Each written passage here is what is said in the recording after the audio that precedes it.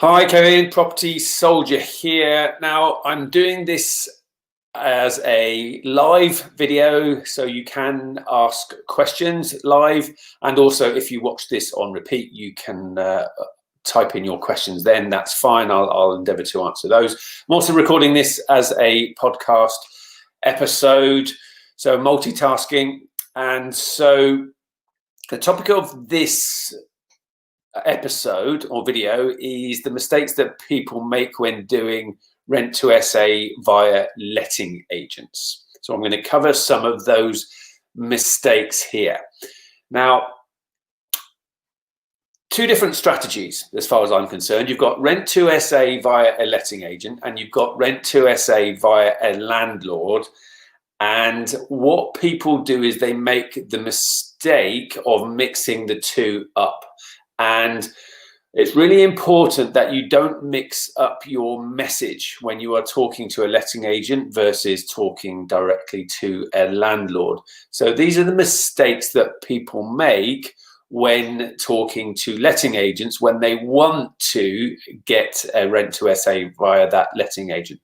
The mistake that they make is they use the language that they should only be using when talking to a landlord.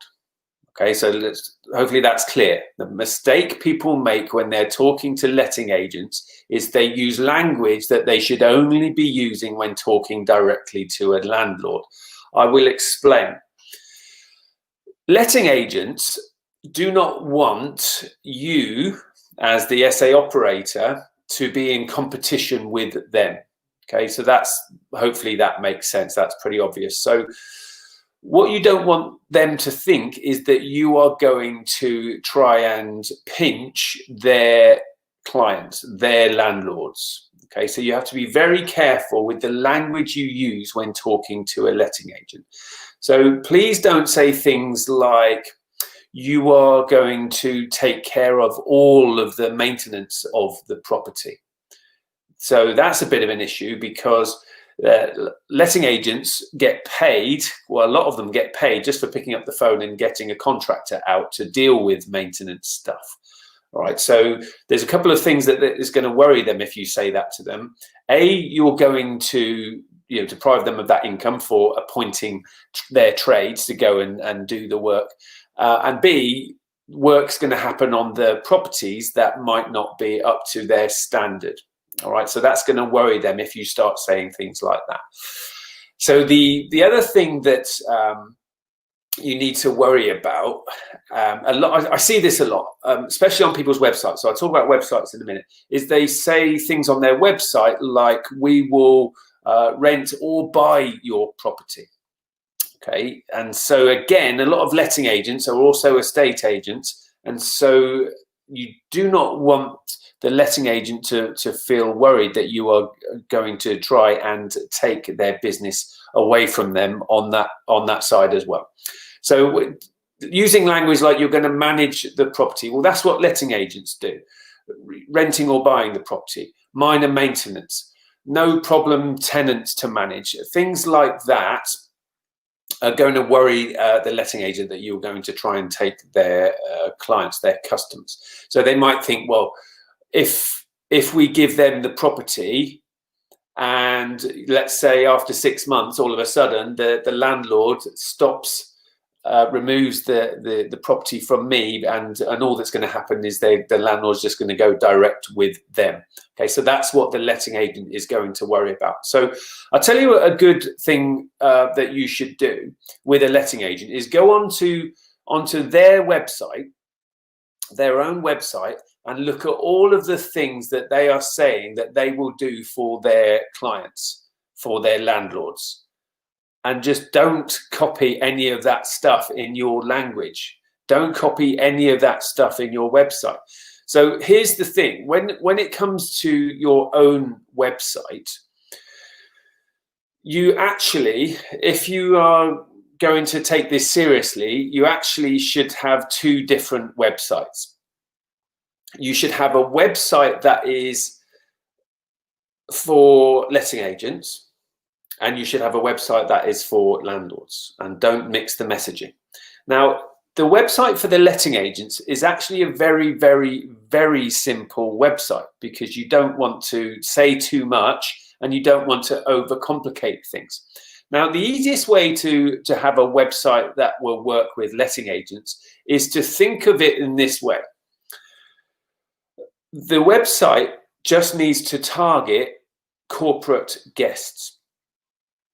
Okay, the website just needs to target corporate guests, so people who would stay in your serviced accommodation property.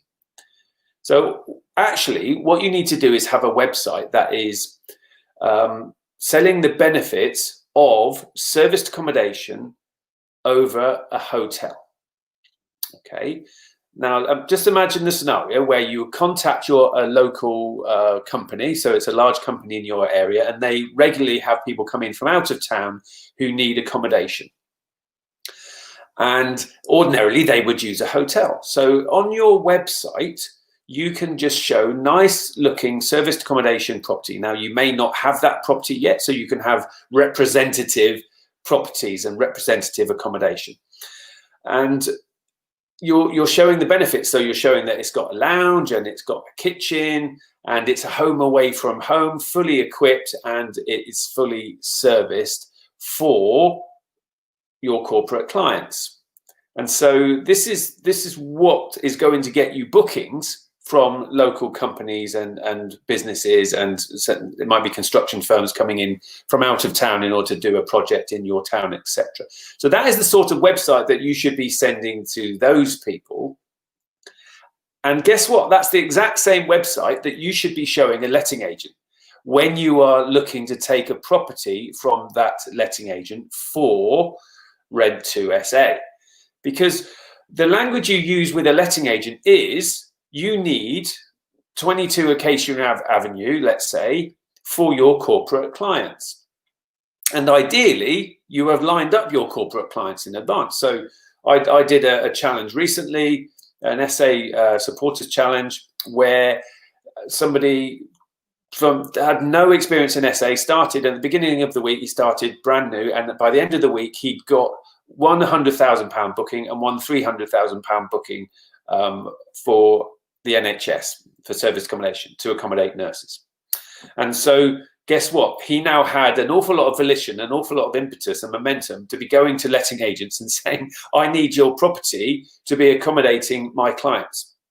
All right. So guess what? That is going to help you get R2SA properties from letting agents, having the clients lined up already. So having a website that is targeting corporates is definitely going to help you get R2SAs from letting agents. So hopefully this is making sense so far. Like I say, if anyone has got questions, let me just put my comments on there. If anyone's got questions, then please type them in and I'll endeavour to answer them. And like I say, if you've got if you're watching the replay of this, then please, you can please type your questions away still.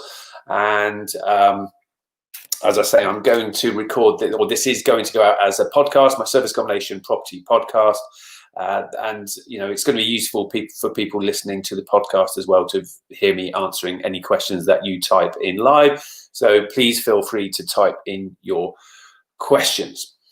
So that's going to help you get R2SAs from letting agents by not mixing your messaging. The letting agent just has to be very clear in what it is you want from them, and they have to be very clear that you're not going to set up in competition with them. Now, if you have a website, when they say, "Oh, send me more information," someone just asked, "What's the podcast called?"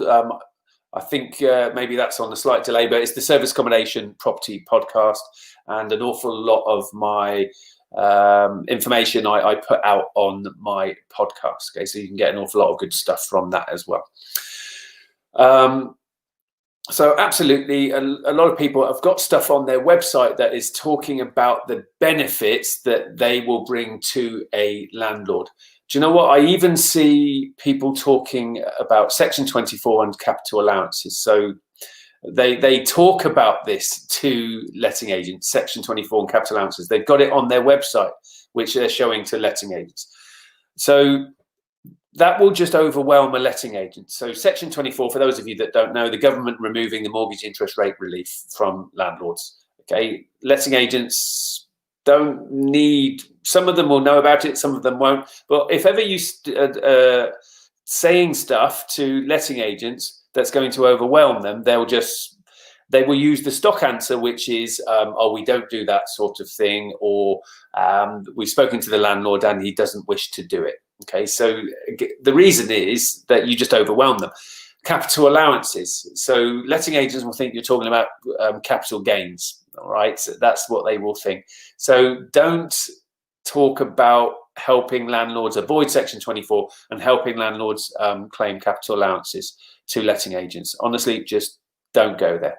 It's a totally different conversation if you are talking directly to a landlord. Okay, so that's when you can bring that sort of stuff in. So ultimately, you just need to focus on, you need the accommodation for your corporate clients. It's really important that you explain to the letting agent that the liability for the rent sits with you. Okay, you don't want to make them think that your guests need to pay you in order for them to get paid, or your guests are going. So some letting agents even think that it's the guests that are going to pay the letting agent.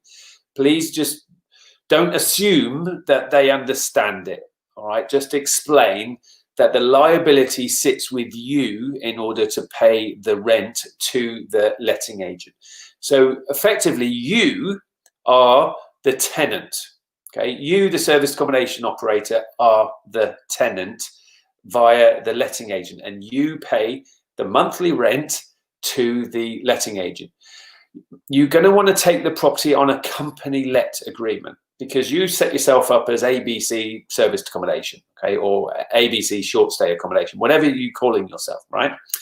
And you set up your limited company. So I always advocate operating service accommodation in a limited company. It's a lot more compliant and a lot easier to manage. It's more business-like, and therefore you're gonna take the property from them on a company let agreement. Now, just ask for their company let agreement. Yes, you might need to amend it. So the obvious one is you're not going to be using the property for your employees. You're going to be using it for your clients. But guess what? You've already explained that to the letting agent. That's why you want the property. So you say, is it available for a company let?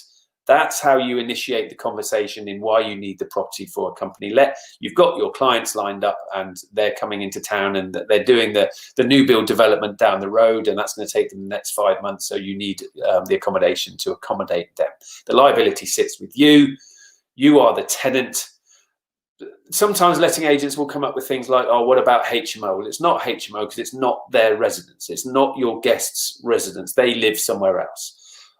If it comes up, I don't try and burst transmission this stuff or overwhelm them. But if it comes up, I'll say things like, they sign our terms and conditions, okay?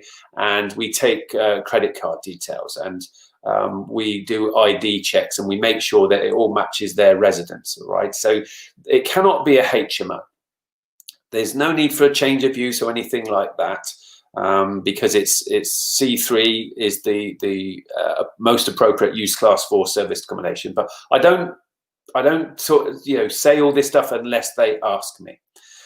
It's just some of the objections that letting agents will sometimes come up with. Does that mean it's a HMO? Because there's more than two unrelated people living in the property, that type of thing. So if they mention that, then bring it up. There's no right to rent checks because, again, it's not anyone's home. It's not their principal prime residence. So if you're letting property on an AST to proper tenants, then the right to rent checks have to be done to establish that they've got the right to live in the UK, etc., etc. But you don't have to do that for service accommodation. You don't have to do it think of it for furnished holiday let. If you're going to go and stay in a holiday let, you don't have to do right to rent checks, do you? Well, the same applies for service accommodation. Okay, but again, don't just come out with all of that straight away. If they ask, then cover that stuff. Okay, so let's look at any questions that people have typed in. so far, so I can cover off any questions. So Sam, okay, Sam saying, love the course, I've completed in meeting landlord to take on completed and meeting a landlord to take on 1-bed studio. Have you got any advice on negotiating no deposit, meeting them at 12? Okay.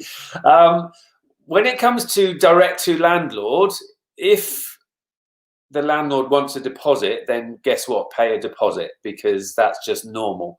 I have done R2SA direct to a landlord, and the landlord hasn't asked for a deposit, and so I haven't offered it. But I wouldn't try to beat the landlord up too much when it comes to paying a deposit. It's just a normal scenario, but just play it by ear on that. Hopefully that helps on that, Sam. Okay, so hopefully that was useful, everybody. I didn't want to overcomplicate this one, because I just want you to keep it straightforward and keep it simple. When you are doing R2SA via a letting agent, do not overcomplicate it, and do not have mixed messaging, and do not use the language either verbally or on your website that you would use when targeting a landlord. Okay, you don't want to come up as competition for a letting agent. You don't want to make them worry that you're going to pinch their clients. Okay, so your website needs to be clear. So yes, have a website targeting landlords. Now, some websites you can have that you can be turning a certain section of your website off. So you could use, it with, say, the landlord bit turned off when approaching letting agents, and vice versa. Okay, so you could do it that way. But when you're approaching companies, just don't complicate things, because again, if you've got a website that is all things to all men, and you're showing that to a company because you're trying to get their employees and their clients and their subcontractors, etc., to stay in your service accommodation, you're going to really confuse them if you are talking about Section 24 and capital allowances and taking care of minor maintenance and all the different mixed messages. So ultimately, the easiest way to do this is just have a website that you use in order to get corporate clients. That is the same website, and it's very, it could be just a one-page website. That is the same website that you show to a letting agent if the letting agent wants more information. And then it makes sense. That's why you need the property to be a accommodating corporate client. So the letting agent isn't going to be confused or phased or overwhelmed by that. So you keep that on that side. And then when you're approaching landlords directly, you have a different website that sells the benefits of service accommodation to landlords, and don't mix the two. So hopefully that was useful, everybody. You're welcome, Sam. Let me check on my different devices. No questions there. Okay, in fact, I may do. Just bear with me. No more questions on that one. So hopefully that's useful, everybody. Here's to your service accommodation success, and remember, your future needs you. Take care, everyone. Have a very happy Christmas and New Year, people. If I don't see you before, people listening on the podcast, take care.